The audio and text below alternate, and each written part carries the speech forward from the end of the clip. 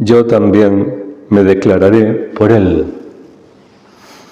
Todos vamos a ser juzgados, vamos a pasar ante el tribunal de Cristo y va a haber, por tanto, un juicio que resulta en una sentencia. Y Cristo se va a declarar a favor nuestro o va a decir, no le conozco. Va a dar un veredicto y ese veredicto el alma lo conoce inmediatamente en el juicio particular. ¿Qué le corresponde? Porque a lo que pertenece, allí irá. Si a la condenación, directamente se lanza a la condenación. ¿Por qué? Porque realmente estaba fuera de Cristo, fuera de la verdad, fuera del bien, fuera de la vida. Y su lugar en ese momento no puede ser entrar en la presencia de Dios. Si a la salvación, a la salvación.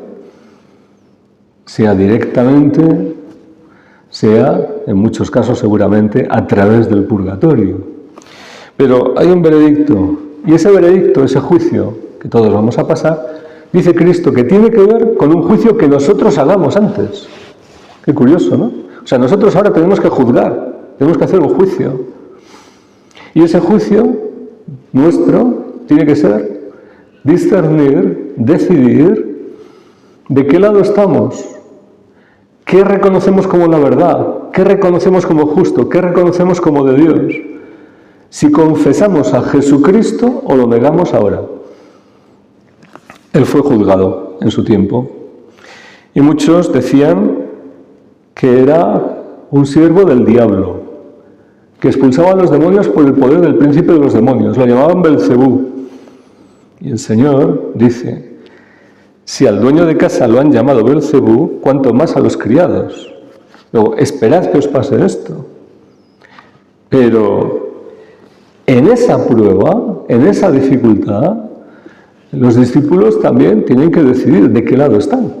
Si confiesan a Jesucristo, su Señor, su Salvador, el Hijo de Dios, el Santo de Dios, y están de su lado, si reconocen sus palabras como palabras de verdad, de vida eterna, o dejan que la mentira del diablo entre en sus mentes, la duda, la confusión penetre y se separan de su Maestro y lo niegan. Y dice Cristo que al que lo niegue ante los hombres, yo también lo negaré ante mi Padre que está en los cielos. Este juicio aparentemente parece muy fácil.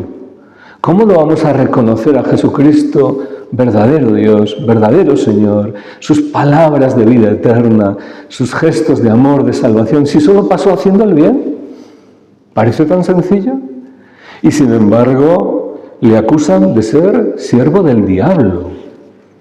Siervo del diablo, nada menos. Le llaman Belcebú. Y es que el mal es muy atrevido para perseverar en el mal y se basa en la mentira. Una mentira repetida, una mentira afirmada con presunción, con arrojo, con valentía, hasta el punto que los siervos del diablo, estos sí que son siervos del diablo, los que llaman a Cristo siervos del diablo, ellos son sí, los que le llaman endemoniado, estos sí que son endemoniados. Estos siervos del diablo pueden llegar a hacer dudar a los pequeños, a los que no están a lo mejor muy firmes, a los que son un poco tibios, a los que no son muy valientes, a los que han conocido algo de Cristo pero no están muy firmes, muy seguros. Y tantas mentiras repetidas, de verdad, que hacen dudar a quien da oportunidad de escuchar esas mentiras, lógicamente, a quien deja que penetre ese veneno.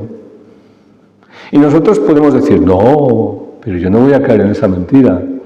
Pues hoy se oyen muchas blasfemias, verdaderas blasfemias entre los cristianos contra Cristo. Pero muchas veces el engaño es más civilino. No se trata de negar directamente a Jesucristo. A veces el engaño lo que está haciendo es llevar a los hombres a negar lo que es de Dios, a negar la obra de Dios, a negar lo que es verdad y llamarlo mentira, a negar lo que es justo y llamarlo injusto, a negar lo que es santo y llamarlo que es del diablo.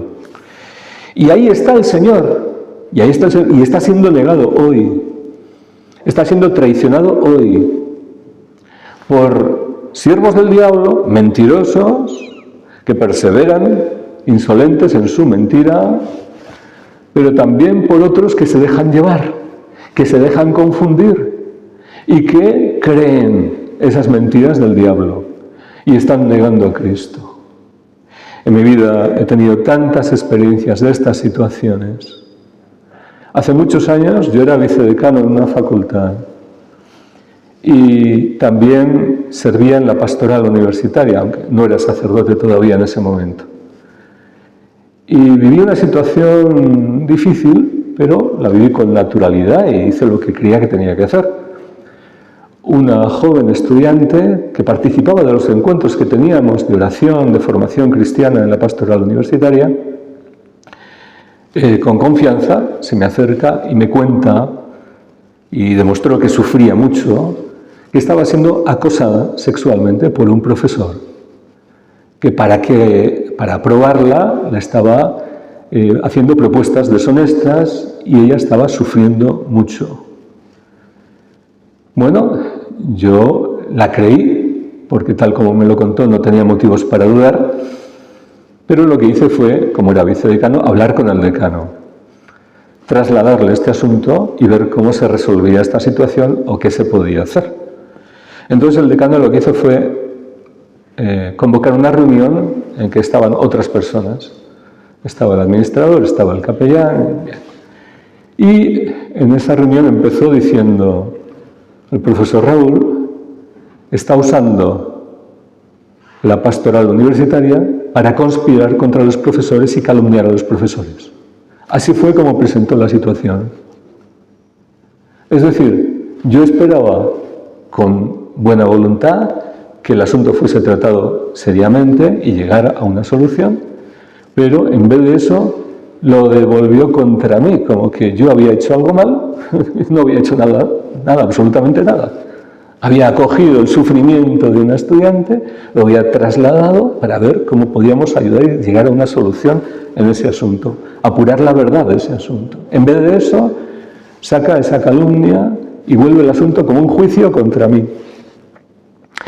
Claro, este decano era el que había contratado a ese profesor que era amigo suyo. Yo pensaba que esas cosas no llegarían tan lejos, esos intereses humanos. Y además el rector que había puesto a ese decano, ateo, quería cambiar la universidad y le molestaba toda presencia cristiana en ese momento y había decidido barrer de la universidad, que tenía el nombre católica, a dirigentes, como era mi caso, que éramos cristianos de verdad y queríamos trabajar como un servicio al reino de Dios, dar una presencia cristiana a la universidad. Entonces lo usaron contra mí para echarme de la universidad, de hecho, es decir, para hacerme estar incómodo, para perseguirme y provocar que yo dejase el trabajo y saliese de ahí. Es decir, cómo situaciones donde el mal está actuando, ahora el mal se torna encima de acusador del que es víctima, de acusador, y persiguen al que es inocente. Y no solo el sufrimiento de aquella chica no quedó sin respuesta satisfactoria, sino que lo usaron como trampolín para más mal. Bueno, en tantas situaciones vemos cosas semejantes. El Señor dijo que nos iban a pasar estas cosas, que si al dueño de casa lo trataron así como lo trataron, esperásemos que a nosotros también nos traten así. Pero que tenemos todos que decidir de qué lado estamos. Ahora tenemos que decidir y juzgar dónde está Dios y dónde no está Dios. Dónde está la verdad, dónde está el engaño. Dónde está el diablo y dónde está Jesucristo. Y tenemos que ponernos del lado, tantas veces, de los pequeños, de los débiles, de las víctimas, pero de la verdad, de la justicia y de la voluntad de Dios. Aunque no sea el lado más popular, aunque no sea el lado más numeroso, aunque no sea el que tenga más fuerza aparentemente, porque el otro vocifera y grita mucho sus calumnias y sus mentiras. Pero tenemos que decidirnos ahora, complicarnos, comprometernos con Jesucristo, con la verdad, con la santidad. Cuando venga una tentación, también, ahí podemos negar a Cristo o ponernos del lado de la verdad, de la justicia, del amor a Dios. Tenemos tantas situaciones en nuestra vida y según cómo ahora juzguemos nosotros y cómo nos definamos ahora en tantas situaciones que se presentan, Vamos a encontrar un veredicto distinto después, porque vamos a ser juzgados. El juicio es de Dios. Dios es nuestro juez. Dice, no temamos, que no temamos, porque Dios es nuestro juez, juez justo y misericordioso, que ve el sufrimiento y la persecución a sus siervos, a los pequeños, y no va a dejar nada sin recompensa. Pero que también ve la maldad, las mentiras, las calumnias, las negaciones a Cristo y a su camino y a su obra, y tampoco lo va a dejar impune, porque Dios es justo, perfectamente justo. Ahora decidamos, ahora juzguemos con justicia, con justo juicio y con corazón dócil. Acojamos el amor de Dios y digámosle, Señor, ¿a dónde vamos a ir? ¿A dónde iremos? Solo tú tienes palabras de vida eterna. No demos oídos a los mentirosos, no demos entrada a la duda del diablo, sino permanezcamos firmes y valientes en la verdad, confesando a Jesucristo y siempre la verdad, la justicia y la santidad. Así sea.